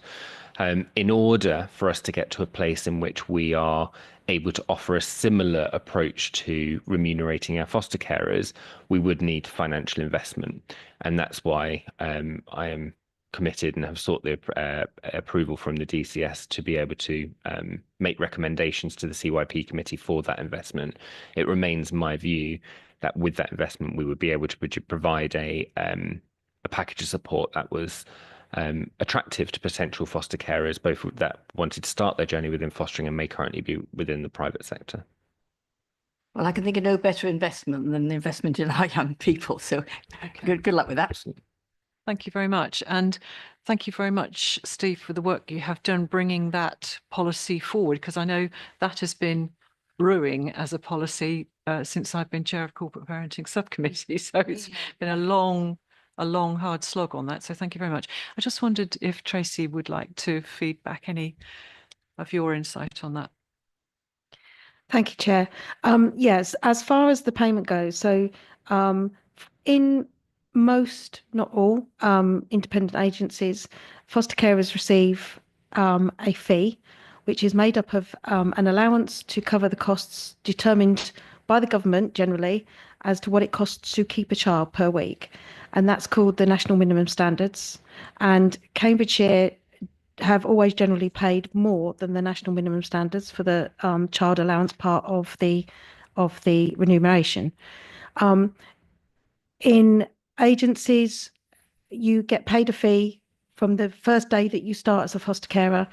It's generally the same fee as anybody else, and you don't really have the opportunity to enhance that, which is potentially good for new foster carers, but it also means that they are probably going to be expected to take on children that they're possibly not trained or experienced enough for. Generally, local authorities don't take that approach, and generally local authorities like to build foster carers up to a sort of more experienced type of allowance. However, it does get quite difficult because, as Steve said, there's no mathematical formula that works across the whole range. So it's not easy when there is an uplift to say just apply 3% or whatever. Whilst you can do that, it sometimes comes out quite unfair for certain elements. So it needs to be looked at, and as you say, it's been grumbling for a very, very long time. But I would just like to say, generally, Cambridgeshire pay their foster carers quite well. I also don't understand why there isn't a national, across the board, every local authority, to save all the individual local authorities having to do the same process that Steve's having to do, but there isn't. And I can't ever see that that would change, but that's how it works. Is that right? Very helpful. Thank you. Might have to watch that again when I'm trying to get somebody else to consider being a corporate parent. Thank you very much, Tracy. And I think there's a little bit of me that understands why we do this as local authorities. And there's a bit of me that recognises that it might be good if it was done more centrally, but actually we know that so many things work better when they're handled at a local level. So I can see there are merits both ways. So thank you very much, Steve, for the work you've done on that paper. And I can't see any other questions on this paper, unless, would you like to speak to it, Ranjit? I just wanted to provide an update in terms of collecting savings at source, Tracy. So I've just been in touch with the Contract team that we've got a project at this present moment in time to progress that. And what they've begun the work to do the discovery on how they can collect savings at source. They're also exploring whether the money could be paid directly into the Share Foundation. So they're looking at both options and they're going to come back to me. So I will keep you posted. Thank you. Thank you very much, Ranjit. Okay, right. So we have commented on this and we've brought matters to the attention of officers. Thank you very much for those who took part in that. So item 7 is the clinical team annual report. No, it's item 8. I'm reading my script, but wondering why it doesn't match up with the agenda. So it's item 8. And thank you. We've got, so this is the clinical team annual report up to March 2025. And we've got Dr. Anna Haaskamp, who's the acting head of the clinical service, who's going to briefly introduce the report. So it's the big button that's got the face on it at the bottom. Yes, Thank you. that's the one. Thank you. Thank you very much, Chair. Yes, as you said, Chair Bradman, I'm the acting head of the clinical team, the clinical services. There are 2 teams. Don't lean back too far away Okay. from your microphone. Beg your Sorry. pardon. I'm a novice here. And I'm an educational psychologist seconded to corporate parenting from SEND in education here in Cambridgeshire. And I was previously a senior specialist clinician in the clinical team. My colleague Sanna Heckler-Rolf is here too at the end. And Sanna is the senior specialist clinician in the team. And Sanna co-wrote this paper with me and is available for specific questions later, should that be helpful. I think it would be probably best just to highlight some of the areas of development that we hope you'll be interested in, we're really proud of, but also to think about some of the areas that we want to develop further or are issues for us at the moment. Would that be acceptable? Very helpful. Thank you. Thank you. So the clinical team in Cambridgeshire is a very small specialist team, but it has a huge reach. The team consists of 5.3 full-time equivalent clinicians. And the goal of the team is to offer clinical support to children and young people in care, those who live with them, and those who work with them. And thinking about the council's priorities, obviously ambition 7, children and young people should have the opportunity to thrive, is our overarching one. And there are many ways, and I hope you will have read some of them. Perhaps I can highlight others in how we do that. And also in the new corporate parenting strategy, We work to all 5 of the priorities, but I think there are 2 in particular that we have a very special contribution to. Priority 2 is about our children and young people being in stable homes built with love, where they feel a sense of safety and belonging. And we all know how crucial it is for our young people to have a safe and secure base. That's the foundation, really, for their well-being and development. And priority 3 is about helping to maintain positive mental health and ensure that our young people receive support in the most timely way possible. In terms of becoming a trauma-informed council, and the motion, as you well know, was passed in December last year, this was music to our ears. This is our world. This is what we understand and we want to work even more on. And the team works to improve therapeutic care that's offered to the adults around our children and young people. So a lot of work around attachment. There have often been ruptures in relationships. It's about helping to repair that, enabling the people who are already in the children's lives. So those who the children live with, foster carers, guardians, carers in specialist provisions.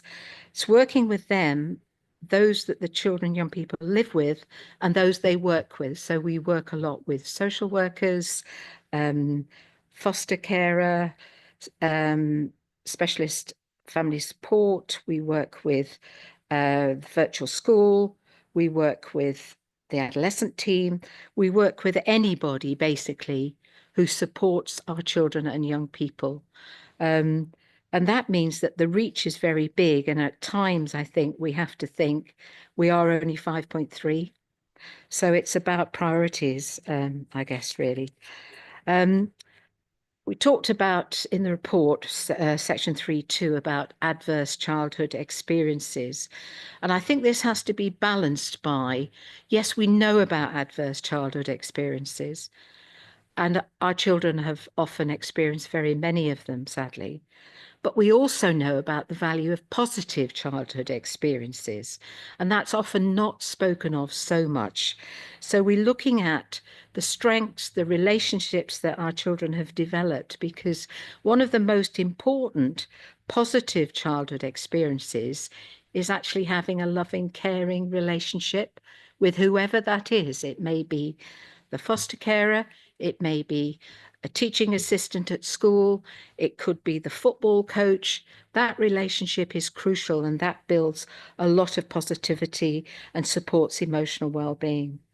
So for us, relationships really are the key. It's about connections for our children and young people, and it's about supporting the adults around our young people with the therapeutic care that's offered to our children. Excuse me. We follow quite a lot of national, international frameworks in terms of understanding attachment and trauma. And a lot of the frameworks that we use, that we follow, are also mentioned in the NICE guidelines, the National Institute for Clinical Excellence guidelines. So we have a way of kind of using what's out there to help us understand how we work with rupture in relationships, how we build, repair, how we understand attachment, how we can promote healthier relationships, and how we can work with trauma. So we provide a lot of clinical consultations to social workers. I'll talk in a little bit about where those requests come from. In 3.7, we work a lot, and increasingly so, with our child and adolescent mental health service. This really is crucial because although CAMS, Child and Adolescent Mental Health Service, is a specialist service, there are many times that our children and young people need to have access to child and adolescent mental health services. And because many of our children and young people are not actually living in Cambridgeshire, we actually connect with lots of different child and adolescent mental health services across the country, and they're very, very different. Some authorities actually have dedicated children in care teams in child and adolescent mental health services, and we really would advocate for that. We don't have that here yet, but that would be a remarkable thing to develop. Our clinicians have a huge range of skills and experience and training. They actually have backgrounds in psychology, counselling, social work. Their training has taken place in a number of different countries, including Finland, America, France, Israel, Hungary, as well as the United Kingdom. So we have a real richness in this tiny 5.3 full-time equivalent team. Sorry. Yes, the point has been made. Thank you, Councillor Slater. In 3.2, we've got a diagram here of the clinical service, which, as I said earlier, is actually two teams. We have our clinical team, which is the focus of the report today. And we also have if you like, a sort of sibling team, the positive behaviour service, who also have clinicians and have a different role, and that would be obviously for a different report. We do come together every month and look at points of interest and possible joint training. Our team, the clinical team, is basically one senior specialist clinician, 5 specialist clinicians, and 1 play therapist. And I'm pleased to say we do have excellent administrative support through our business officers from Quality Assurance, from Liz Clark's team. So our model of practice is our consultations. So social workers are able to refer to us, to ask us to have a discussion about children in care issues, situations that they are worried about. And we aim to enhance the trauma-informed relational social practice and our carers' therapeutic abilities to improve outcomes for children in care. So the clinical consultations, and we had 172 last year, are not about please do this, do that, have you done this? They're actually much more open and about thinking together about what's happening here for this young person or the family or in the foster carers or in the placement. So they're much, much wider, taking very much a strengths-based approach and using systemic thinking, as well as obviously our understanding of attachment and trauma. We're also offering monthly reflective teams spaces for the children in care, corporate parenting, social work teams. And we're also just about to start offering those monthly reflective supervision slots to the unaccompanied asylum seeking team and the leaving care team. We also attend panels and attend complex case discussions, where we might be thinking about what's happening here, how would we assess a child's emotional and mental health needs, how does this inform care planning, what are the issues here, for example, with birth family or placement stability or reunification in some cases, or contact with siblings. Can I thank you so much for your report. We have read that, and thank you for the colour that you've added to it. I'm mindful I need to leave at 4, so I'm going Yeah, sorry. Well, Get this on the record. absolutely. No, it's great. So members, do we have any questions for Dr. Harskamp? Well, no, but to feed back onto the report. Did you have something? Yes, I don't know whether you would have come to it, but the role of additional additional adults coming into the lives and staying in the lives of our young people. I think we do have a service like that, and I wasn't sure how much we were using it and whether you think this is something of particular benefit. And it's partly that positive experience and enabling the foster carers to have some time off. I think it's been called weekend fostering in some areas. I don't know whether this is done in other areas more than here, and whether it's something, again, you think would be helpful. Better. I think positive relationships with whoever are crucial, and the consistency and seeing things through, even when things dip and get difficult, but sticking with that young person is really important. I don't know. Sorry, I don't know. Ranjit, did you want to respond? Sorry, Councillor Slatter, I'm not familiar with the organisation that you referred to. So if you could provide the details, we can look into them. Not actually an organisation, it's just a term that was used. I think I must have heard a radio programme about weekend fosterers. Oh, Tracy's nodding, which I thought was probably a system we already have for people who can't be foster carers fully, but do want to help a young person get a better life. And I didn't know how we do have it, and it would be good to know that we do, because it fits very much with this idea of positive experiences that will keep coming, we hope. What comes out? Sorry, did you want to come back?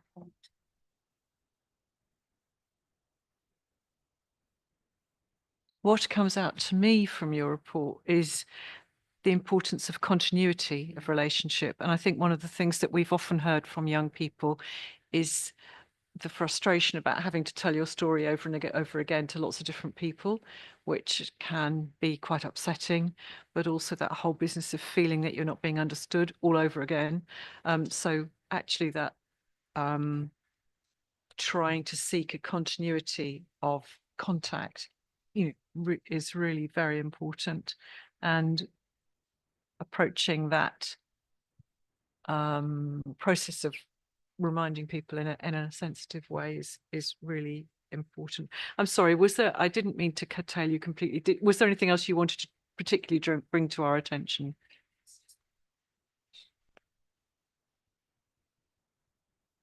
Sorry. Are young people who are living and going to school and being cared for outside of Cambridgeshire, where there are concerns, we obviously have a different level of service that we can offer. And I think we would like to focus a little bit more on what might be an appropriate link. We do link with providers. We do offer training, bespoke training packages, but obviously the level of input is a lot less because of our capacity and distance and so on. So I think that would be an area we would really like to focus on in the future. I'm sure that chimes with the members of the Corporate Parenting Subcommittee, because it's a question that we very often ask about what about our children who are being looked after out of county. And also we have also asked what about our social workers who are having to travel this long distance to visit them and keep in touch with them. So it's something that's very much on our minds too. So thank you very much indeed. Tracy, did you have any queries to Dr. Harskamp? Not really. I was just going to answer Councillor Slatter. I think the thing you saw, I also saw, and it was a news item where, and I'm not sure what local authority it was, but they have foster carers who provide weekend support. So basically it's regular respite. We call it regular respite, but it's the same sort of thing. And it's foster carers who can't offer a full-time placement for a young person, but want to foster. And so it could be that they work a week and they can't manage sort of the demands of fostering with the job that they have, but they still want to do something. And it is really relevant for foster carers to get that break, but it's also relevant for the young person to get a break from the foster carer as well. So It's misleading to call it respite care. It's more that extra add-on for the young person. And in this area where people don't have spare rooms, you see, a lot of people who would be foster carers could be used this way. It might be something we could promote more, just a thought, and with such a clinical backup for it. Did you want to make a point, Please. Ranjit? Sorry, thank you, Councillor Bradnam. I just wanted to make a few points, if I may. Firstly, I wanted to commend our in-house clinical team for all their efforts to support placement stability. They are instrumental in working alongside our carers, our children in placements within Cambridgeshire and outside of Cambridgeshire. This has been a real focus. And we've been able to make some really good strides in supporting those children in whichever home they are currently placed in. There's also been some really strong partnership working where our clinical team have led to forge relationships with our child and adolescent mental health service within Cambridgeshire and outside of Cambridgeshire, where they've been able to connect with partners outside of Cambridgeshire to make sure that we can get timely responses for support when our children are in acute need of care. I'd also like to highlight that there is a workshop on the 6th of May, which our clinical team have been instrumental in organising. And this is an opportunity for children's social care, and our clinical team and members are invited to attend to see evidence of really good practice of how we've collaborated, come together and found solutions for our children. And it's a model that we want to continue to take forward to strengthen how we deliver services to meet our acute mental health needs of our children and young people. There's the last but not least, our clinical team have been instrumental in supporting our care leavers, which is a new element to the service that we deliver, because our care leavers would often tell us that they need support with their mental health. So there's been a lot of work and focus on supporting those children in those arrangements. And for our unaccompanied asylum-seeking children, this is another new area where we've begun to really focus in and looking at the trauma that they've been subjected to and how we best support them. So I'd like to thank our clinical team for the great efforts they're making. Thank you very much, Ranjit. And I'm sure we all echo those thanks. Thank you very much, Dr. Harskamp. So again, we've been asked to note the report, raise any queries, and that's what we've done, and no vote is required. So thank you very much. So next item is item 9, mental health post-18 support report, and we've got Ollie Grant, I think, giving the report on behalf of Nikki Hanks. So Ollie Grant's the service manager for independent reviewing officers, who's going to introduce the report. Thank you. Sorry, Councillor Bradham, can I just correct? Ollie Grant is now the interim head of service for corporate parenting. Okay, so yes, that's what I was thinking. Well, as I said that. Yeah. So sorry, would you like to announce your role? Hi, good afternoon. Yes, I'm Ollie Grant. I am currently in post as the interim head of service for corporate parenting. Here today to present the report on mental health for our care leavers post 18. As with the other reports, I appreciate you've read it, and so I can highlight a few key parts and obviously take questions if you have any. And I don't suggest that I go through it in detail. I appreciate the time constraints we're on now. But the report itself, it highlights a number of different areas that we are delivering service, particularly in relation to the mental health, but also wider sort of support for our care leavers. It acknowledges that the transition for young people from child and adolescent mental health services to the adult mental health services can be critical and quite complicated, unfortunately, for our young people. So we are doing what we can to bridge that gap, and through our support with our partnerships with those agencies as well, and to support individual young people that are going through that kind of referral process. We know that mental health for our care leavers there's a greater proportion of mental health difficulties for young people that have been through care. We're really very sensitive to that. So one of the things that we are doing as an example to pull out from this report is around regular, what we call them a panel that we hold alongside our young adult service to improve or enhance our partnership with our adults colleagues. And in that panel, we will look at individual young people who are rising 18, they could be 16 or 17, who may need support from those adult services. And it gives them the heads up in advance that they might be preparing to receive a referral. It gives them a little bit of information, and they can then make a note to their colleagues in their services to prepare for receiving that referral. So that's something that we have regularly. That's every week we have those panels. They obviously only consider a small number of young people at each panel, but they are really developing very well. That is in terms of the young adults team. We also have our adults colleagues. There are a number of other teams. We have, for example, adults with autism team. We also have obviously the adult mental health social care team, who will particularly be there to support our young people who may, for example, have experienced either inpatient services as children, as teenagers, or they may have had, ongoing support from child and adolescent mental health services in whatever way.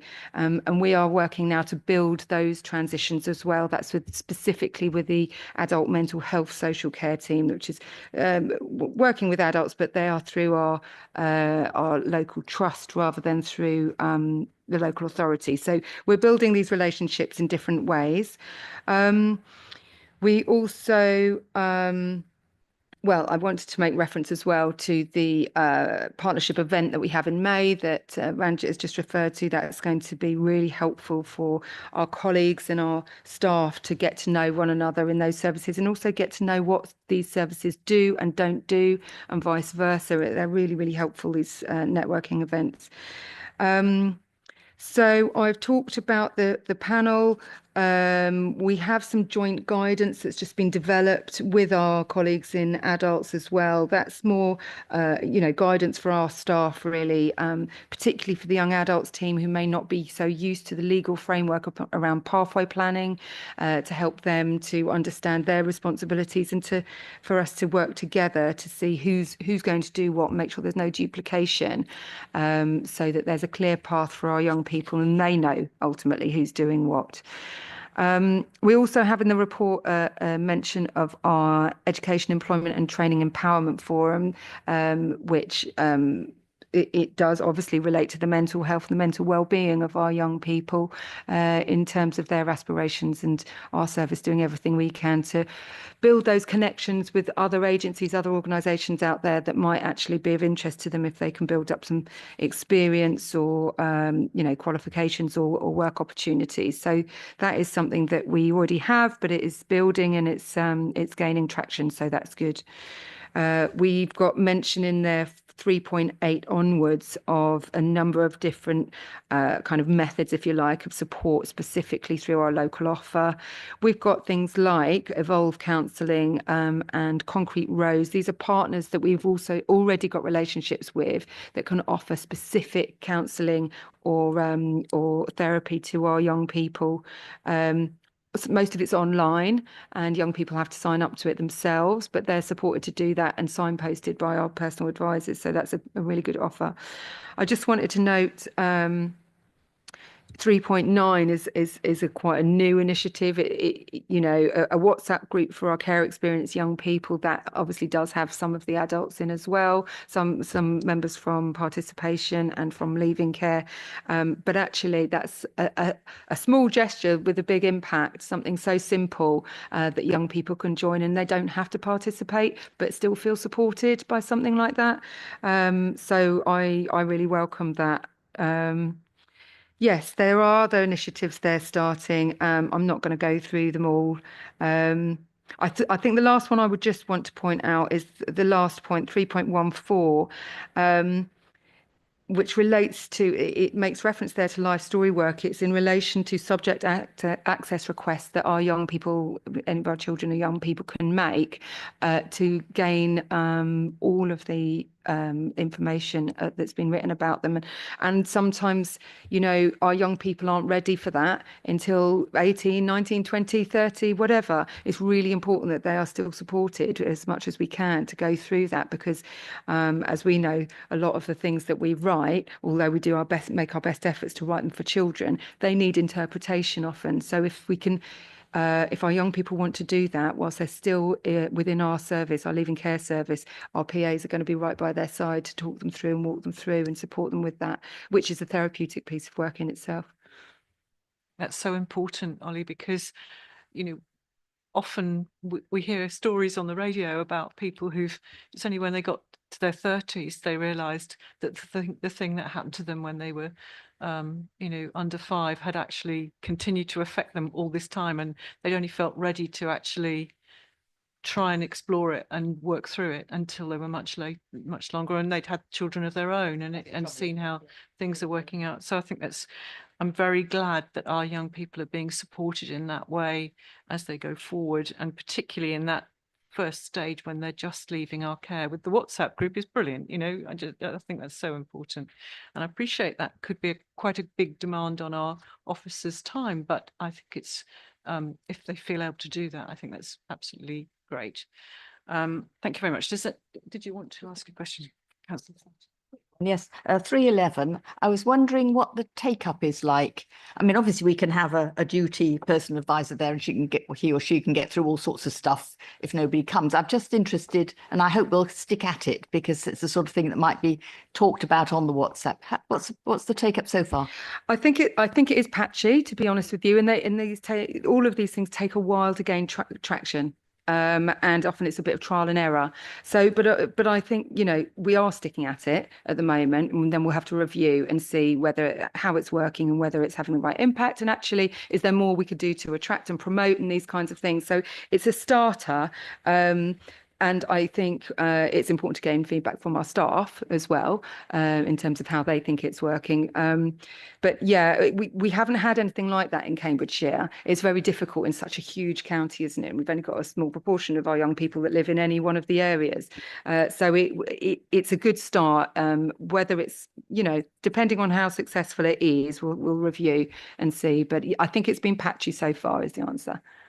So is it a fairly random choice to make it Huntingdon, maybe close to some other offices, or are we hoping to roll it out? I mean, I would say if it's something that's effective, absolutely we'd want to roll it out. Absolutely, you know, we have young people in all areas of the county. But yeah, as I say, it's something that we'll need to review, see what's worked, see what needs tweaking. But we want to be able to promote it. Yes. Yeah, thank you. Indeed, Huntingdon Library has for some long time been a location where children's services have met and offered support to children in person. So that's great.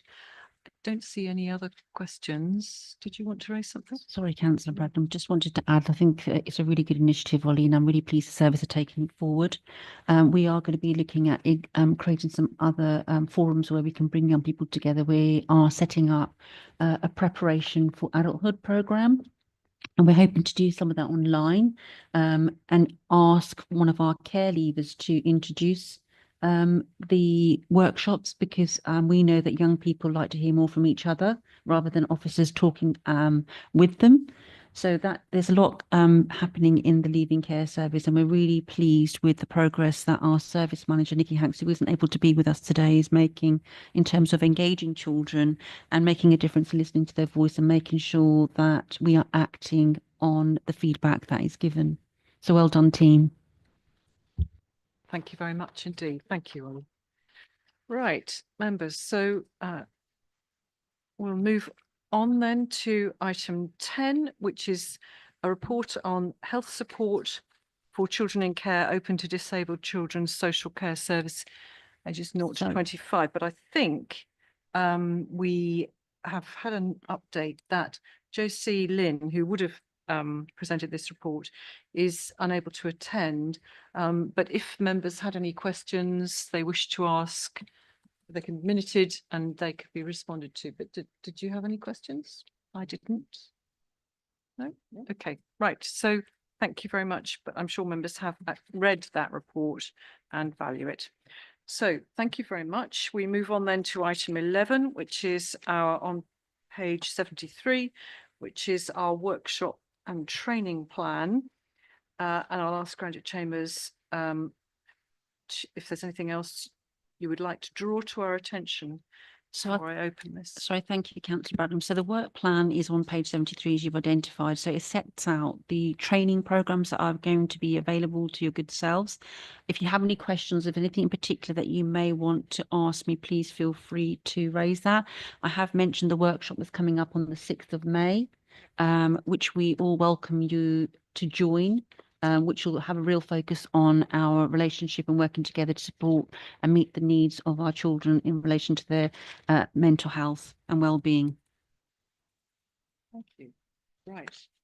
Trying to find the 6th of May, which actually isn't, trying to find the 6th of May, which actually isn't on our. It's probably not intended for us, really, because we won't know who we are. No, well, indeed. So I've got to page 86 and there's a gap between, well, there's items between 4th of March and I think you have to go further down, don't we we? seem to have all sorts of things on here. But I'm sure if members, current or otherwise, have any suggestions, they will get back in touch with you. And that was the agenda plan here. Sorry, just before I come to you.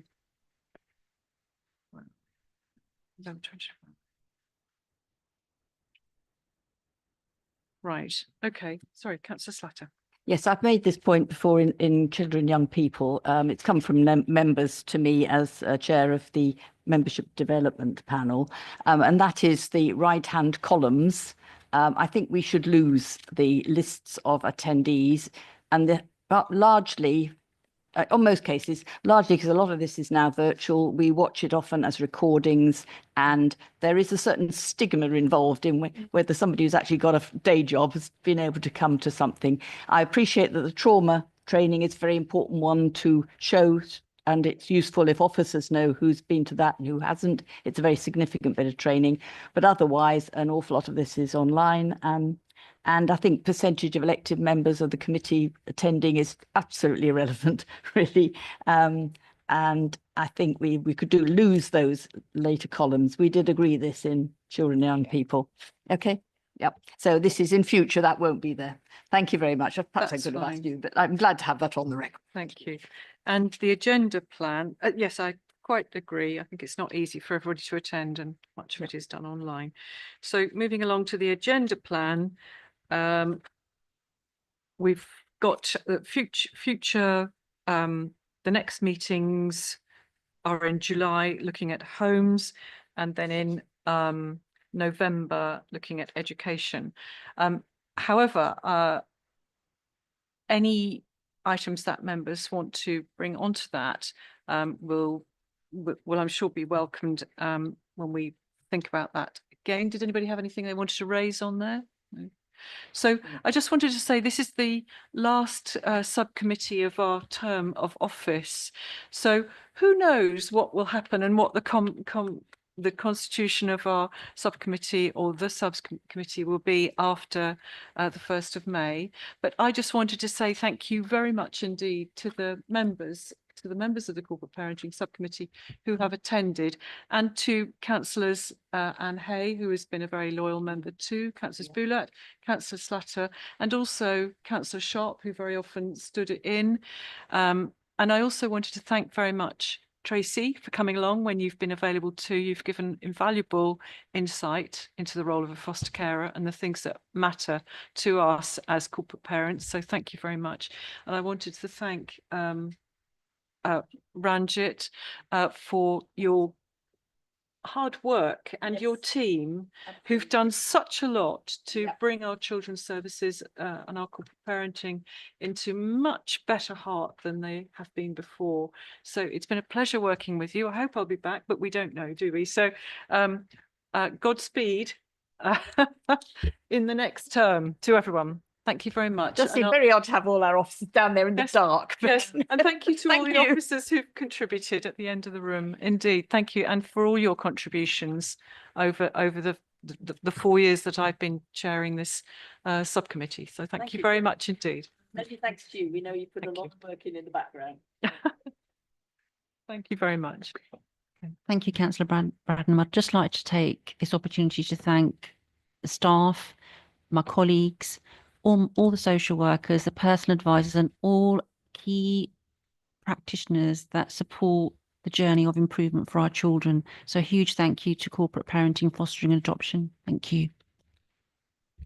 Thank you very much. So our next meeting, the next meeting is scheduled for the 8th of July, 2025, and I declare the meeting closed. Thank you.